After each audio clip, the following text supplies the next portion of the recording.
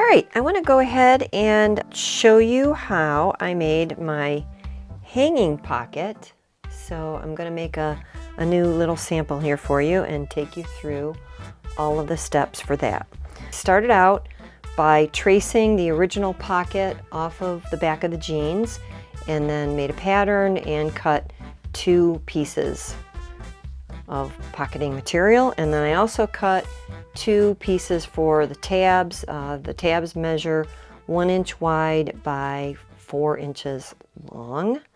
And so I've gone ahead and finished this one with the edging done with the Snazzy Lock thread. Snazzy Lock, if you remember, was the thread that has poly and nylon and then that sparkly metallic in there. I used it for the rolled hem, and I've also used it now for the beautiful edge finishing on here. Just to let you know what I have my machine threaded with. I've got the lower looper threaded with blue Maxi Lock. I've got the upper looper threaded with the gorgeous blue Snazzy Lock. Put that back on there carefully. And then I've got my left needle threaded with white Maxi Lock. My tensions are pretty well balanced here.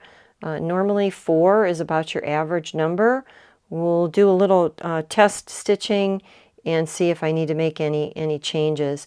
Sometimes with this thinner, stretchy thread, you need to loosen your upper tension a little bit. However, I do have my machine set for a slightly shorter stitch. I've got it on just slightly under 3, so the shorter the stitch, the less thread you need passing over that stitch, so I may need to tighten up the looper tension, one or both, a little bit. All right, so I'm going to get down close to the machine so that you can see me stitching. Let me go just a little bit more into detail for setup here. I have got my left needle in, my right needle is removed. I suggest anytime you're doing decorative stitching and you are using the left needle to get a wide stitch, that you remove that right needle, get it out of the machine and out of the way, and also remove the thread that's coordinating with it so it doesn't get tangled up possibly in what you're stitching. And then I've got my blade set for cutting. I've got my differential feed set for just neutral, which is 1. And again, at my stitch length, I want to start just slightly between 2 and 3 there. All right, got a little scrap here, and we're going to do a slight skimming of the fabric.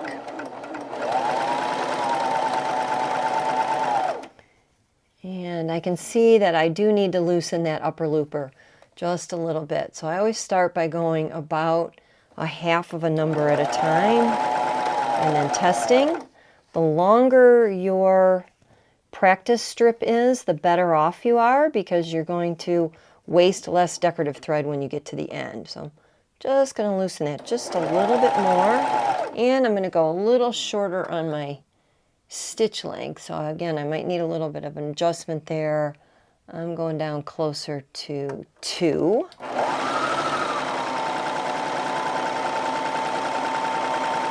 And you can even hear how the machine stitches a little slower when that stitch length is shorter. That's given me a really, really nice coverage there. Very, very nice. So I could get away with using just a single pass of this thread, but I went ahead on mine and I did a second pass just to give that a little bit more depth and a little bit more of a bold look. So I'm going to tell you exactly how I did that as we walk through the steps for the pocket. All right, so I'm going to start by serge finishing just the upper edges of the pocket. Again, I'm going to trim slightly.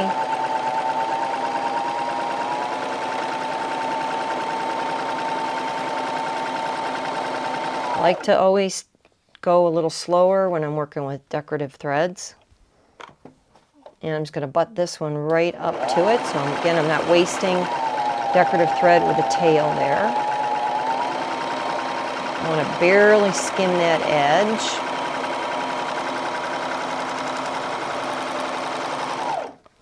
grab my scissors here so I can snip that at the end. And cut between the two of these. So I've got both top edges finished and looking good. Now, I'm not going to do a second pass on these. I'm going to go ahead and do the tabs next. Do those the same way. I don't want to really trim much off of these because I want to keep them the same width. And on this machine, on the Brother Airflow 3000, where that groove is, if you've got your cutting blade set for pretty much a standard medium cutting distance, it's going to fall with the edge of the fabric right pretty much along that groove there. But you could always put a post-it note or whatever, you know, would work for you to give you a guide there to keep your edge consistent.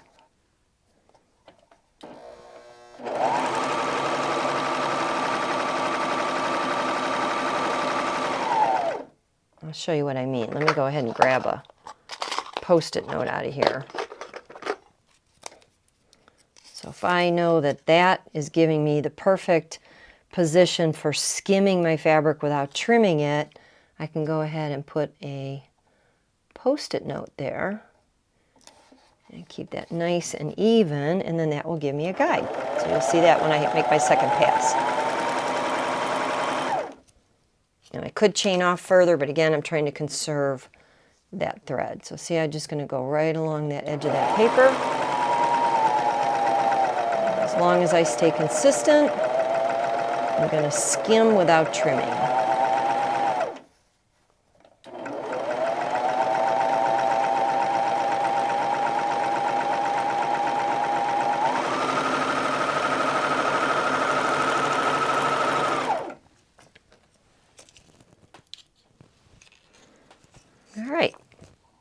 Both of those are done. I'm going to set those aside and move on to the next step.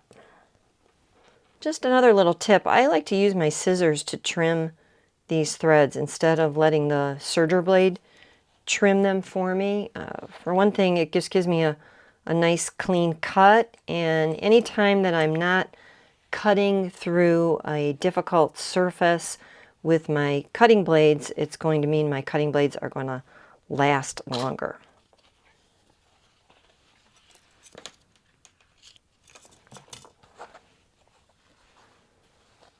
All right, now I'm going to take the two pocket pieces. I'm going to put them wrong sides together. And I'm going to serge finish the edges and show you how I turn corners at the same time.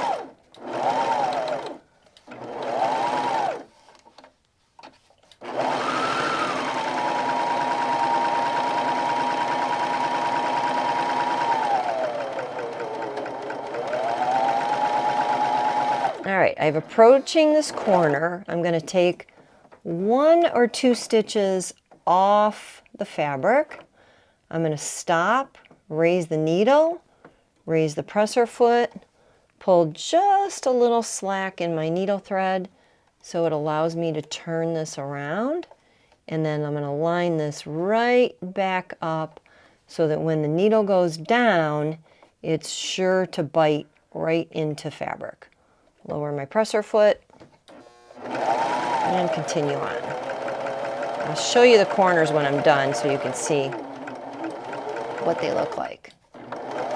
The sharper your corners are, the more right angle they are, the easier it is to do. It's a little tricky when you have a slight angle here. And I'm going to raise the presser foot, pull a little slack in that needle, just enough to get me to turn around, tuck that back in, and make sure that when I start stitching, it's going to stitch right into fabric.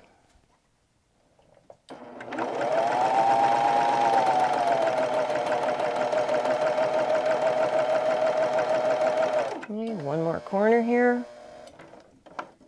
Take 1 stitch off, raise the foot, give myself just a little slack there so I can turn that around, tuck it back under. Always make sure that you get that all the way over so the raw edge is butting up against the cutting blade there, because if you don't, you're going to be stitching partially on air, and that's going to leave loops hanging up. Okay, I got to go back up just a little.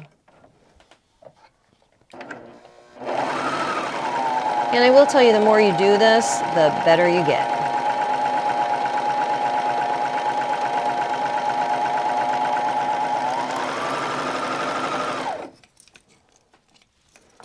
All right, let's take a look at those corners. There's my first corner there. There's my second one there. And again, that one's got just a little bit of loops on the underside because that, again, was not a right angle. There's a little bit of a, of a point there. And then there's my last one there. What I would do here to kind of tame those little loops is I would just apply some seam sealant, let that dry, and then those are going to be secured in place. All right, I'm going to go ahead and I should have left myself a longer thread tail on this one. So that's a don't do what I did, do as I say instead. Because what I would say instead is leave yourself a tail, cut it about 1 inch, and then I like to use either a large-eyed tapestry needle, or my favorite tool is this loop turner. Tuck it underneath the previous stitches, open the hook, close the hook, and pull that right down through. And then trim off any excess that you might have. Since I didn't do that very well on this one, I'll try to tuck as much as I can, and then I will treat the rest with seam sealant.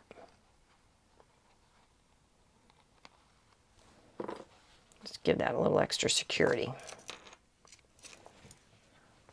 All right, I'm ready now to add my tabs. Now again, I wanted to keep this pocket open, and of course it would be easy peasy to take these tabs and simply tack them on the sewing machine, but the challenge here was to do everything on the serger. So I'm going to go ahead and serge these on. And actually, before I do, let me just tell you one more additional thing that we could do here that I did do on my actual pocket piece, and that is do another line of stitching all across this just to give it a little bit more depth and definition. So if I were to do that, I would go ahead and I would lower my blade so that it is no longer cutting, and that's done with this little lever right here. I would simply slide that over. My blade now will not do any cutting action. It stays there in place, gives me a little bit of a guide, but it doesn't cut. And then I always like to make sure that I remember that I'm not cutting.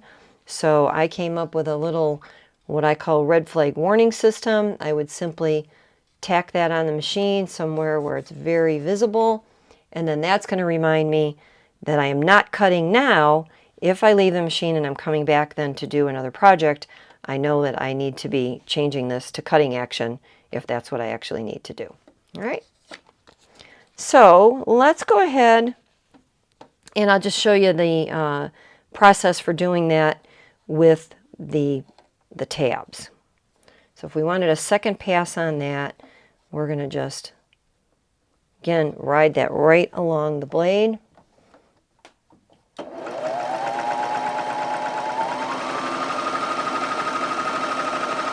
And that way you'll be able to see the difference.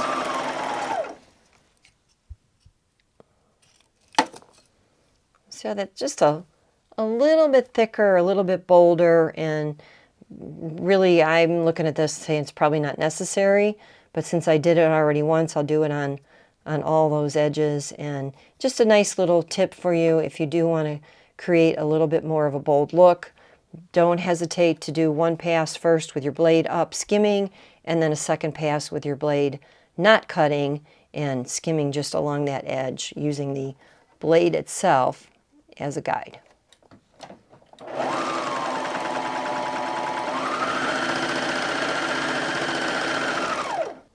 Get my second one in here.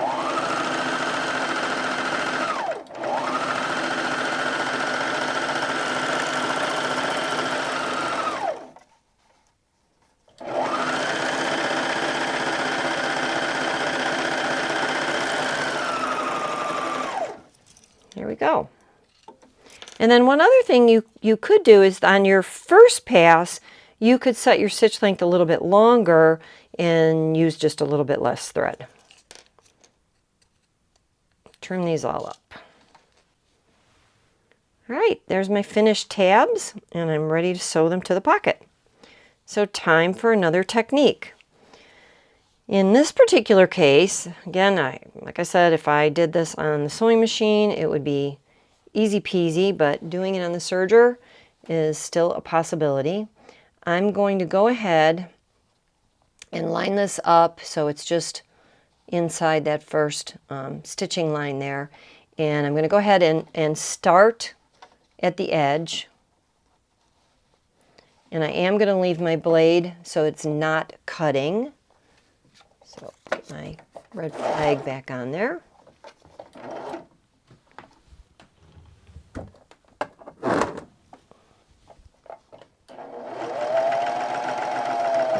Ride right over that, and when I get to the end, I want to stop at a precise point. So that's what the trick I want to show you now. How do you stop at a precise point, and how will we then start at a precise point when we want to get this other tab on this end and start stitching just before it.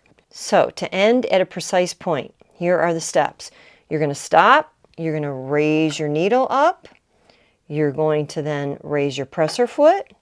You're going to pull a little bit of slack in your needle thread, just about the amount that it would take to get your finger behind there.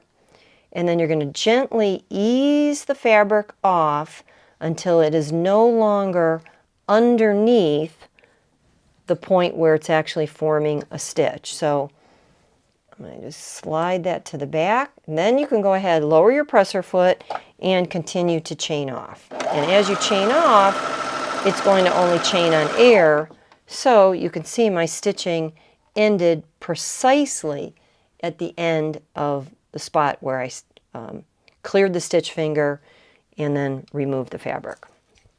So now it's a simple matter of taking care of these tails. And this tail, I'm going to go ahead and tie just a little knot. Anchor that really well. I just use my fingernail to pull that knot to the end. I'm going to trim that down to about 1 inch. Use my handy dandy loop turner and pull that thread tail to the back side.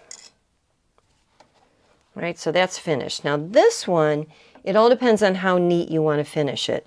If I want to take and separate my threads, which I can do very easily, pull that, my loopers untangle. This is my needle thread. I could then take a hand needle and feed that to the wrong side and tie all those thread tails on the back. So I'm going to go ahead and do that. I've got a large-eyed needle here. I'm just going to poke it through. And I always find it easier when I'm doing something like this to put the needle into the fabric before I thread it. Pull that to the back, and then I'm going to go ahead and tie all of these in a nice knot. There we go. I've got a nice neat knot, and then I can go ahead and do the same thing I did before. Anchor those tails underneath. So yeah, this is a little bit of a fussy way to do it, but it's by far the neatest finish. If you're not so much after neatness, then you can go ahead and use fray check to anchor those threads. But if you do, I would recommend that you fray check it first, seal those threads with the seam sealant, let it dry thoroughly. By the way, whenever I use seam sealant, I always use a tissue or a paper towel, and I blot it after I've applied some of that seam sealant. You always get more than you really need, and you don't really need a lot to seal those threads. And then once that dries, then clip your tail threads. If you clip your tail threads and then seal it, your threads tend to fan out, so it's a little bit neater that way. But this is super neat, super, super, super neat this way. All right, I'm ready to do my second tab. And when I do my second tab, I now need to start at a precise point, which is just before the edge of that tab. So how do I do that? Well, I start by raising my presser foot, again, raising the needle, again, pulling slack in the needle thread. You might need a little bit more this time to really get that loose. And then pull on your thread chain until there are no longer any threads wrapping around your stitch finger. I'm going to go ahead and snap off the foot so that you can see that really, really well. And let me zoom in on that a little bit.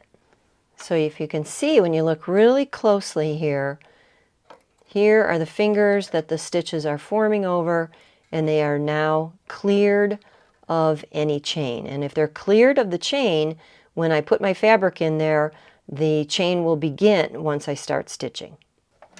Get my foot back on here, and then get my thread tail smoothed back. Line this up.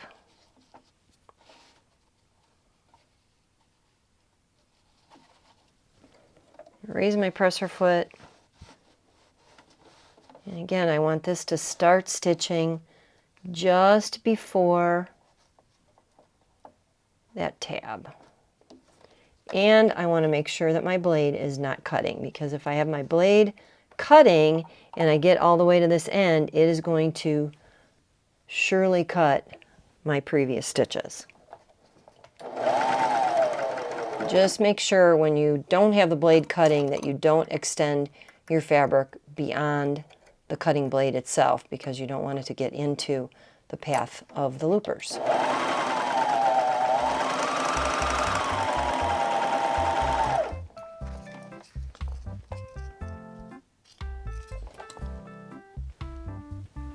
There we go. Once again, I've got a perfect start, and I'll deal with that tail at the end, and I'll feed that one down through the same way I did the first one. And my pretty pocket will be finished and ready to hang.